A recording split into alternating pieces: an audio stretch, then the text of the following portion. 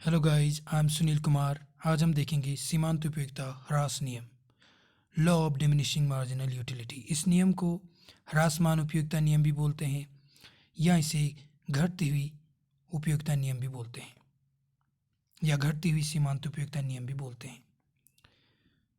होने को सीमांत उपयोगिता ह्रास नियम का विचार मार्शल ने दिया, लेकिन इससे भी पहले 1854 में हरमन हेनरिच गोसेन ने इस नियम की व्याख्या की।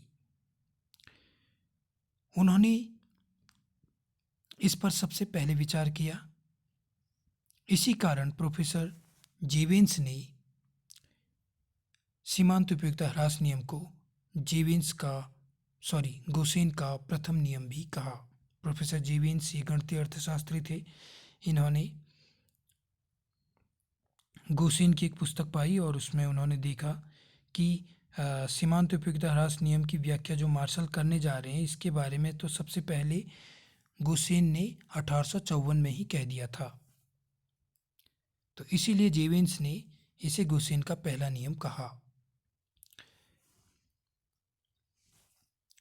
और बाद में मार्शल ने इसकी व्याख्या की और यह नियम ये कहता है कि जब कोई उपभोक्ता किसी वस्तु की समान इकाइयों का उत्तरोत्तर उपभोग करता है तो उसे अगली इकाई से प्राप्त होने वाली उपयोगिता, सीमांत उपयोगिता घटती हुई प्राप्त होती है। अर्थात उसे अगली इकाइयों से मिलने वाली सीमांत उपयोगिता घटती हुई मिलती है या ह्रासमान सीमांत उपयोगिता प्राप्त होती है या सीमांत उपयोगिता में ह्रास होने लगता है। कहने का मतलब ये है कि जैसे एक उपभोक्ता को 5 रोटियों के बराबर भूख लगी है। अब वो पहली रोटी खाएगा तो उससे उसे बहुत ज़्यादा संतुष्टि मिलेगी, दूसरी रोटी खाने में थोड़ी कम, तीसरी और कम, चौथी और कम, पाँचवीं में वो जो उसकी सीमांत उपयोगिता होगी वो शून्य हो जाएगी, क्योंकि वो 5 रोटी के बराबर उसे भूख लगी है। तो 5वीं रोटी खाने पर उसकी सीमांत उपयोगिता शून्य हो जाएगी, वो तृप्त हो जाएगा और वो संतुष्ट हो जाएगा।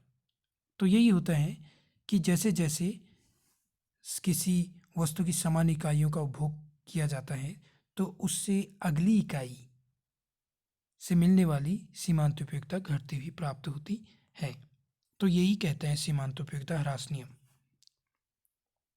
अब इसका है